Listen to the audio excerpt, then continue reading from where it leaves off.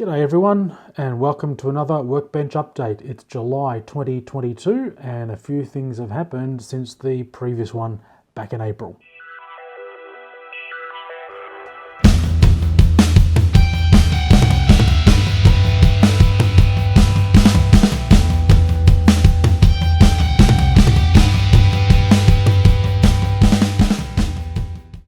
Firstly, got a kit completed. This is the 1989 Ferrari of Nigel Mansell, 43rd scale white metal kit from Tameo, and that's been finished.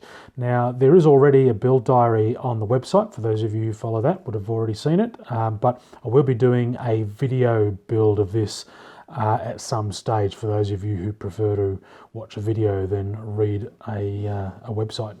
Not sure when that'll happen, but it will happen at some stage. So for those of you subscribing, you'll see that come up soon. Because the Ferrari's been finished, that means I start another kit, and I've decided to go with the Lotus 79.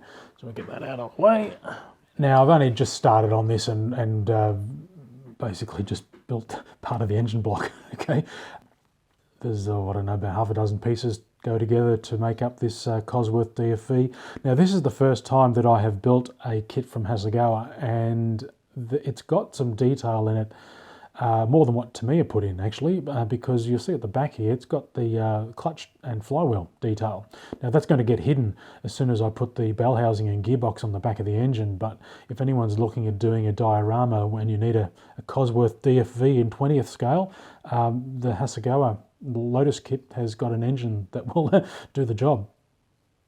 But anyway, as I said, I've only just started on that, so there's a lot of work to go, a lot of parts in that kit, and so keep an eye out for further updates on that.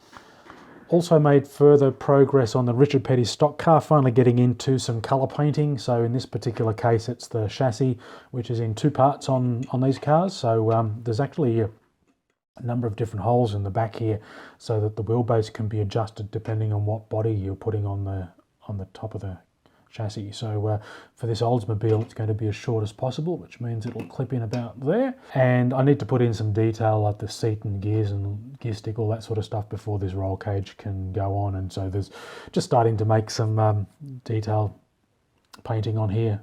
Roll bars painted in, top of the dash has been sprayed, that sort of thing. But a lot more to go before these parts can be put together. Also, the body is pretty much ready for colour. Exactly which colour yet, I'm not 100% certain. I've done a bit of test painting here. This is the Tameo light blue that a lot of people are using to represent the Petty blue. I'm using an SMS blue paint on the floor, which is a little bit too dark, I think. But I'm going to continue with that for the interior of the car. But well, we'll see how that goes anyway.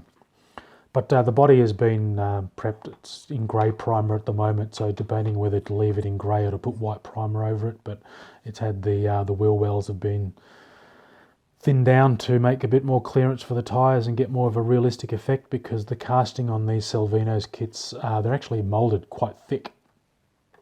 And in fact, that was a problem with the bonnet, because you'll see at the back of this is the inside of the bonnet that's painted, and this bevel that I've put on the edge here, had to grind that out, because when you fit the windscreen, which didn't fit, there was a lot of trimming involved to get that to fit, but when it goes on, or when it went on anyway, it fouled on the windscreen. So I had to take a lot of material out of the back of the bonnet so that the bonnet is going to be able to sit down correctly in the recess. Now, it's not just building models that this update is about. I've also ended up getting one of these Tameo spray work things.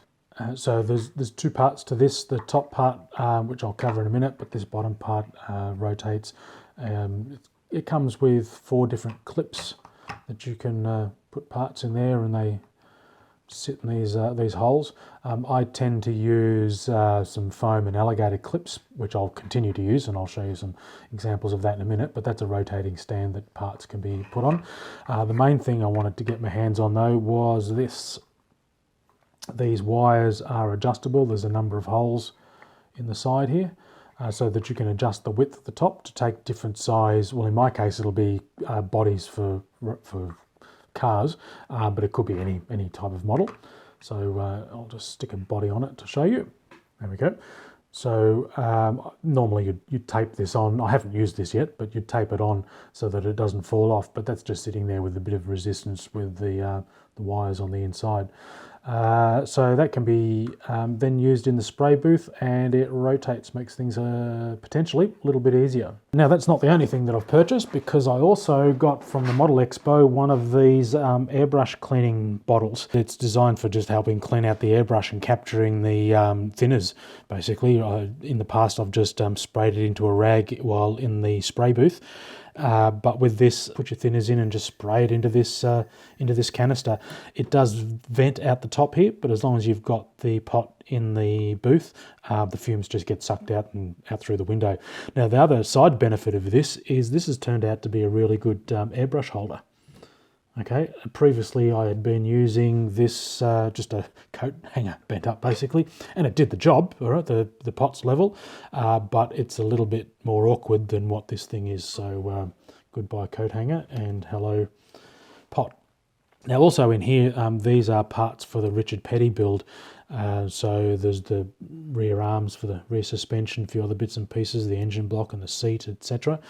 And fire extinguisher there, painted red, ready for some detail. And I was saying before that the new stand that I've got has got holes to put things in, but I just use this packaging foam stuff and put a part on an alligator clip and just poke it in there, and works fine. Nice and cheap.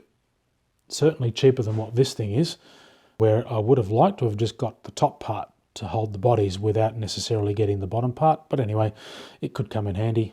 See how we go. So that's how things are at the moment.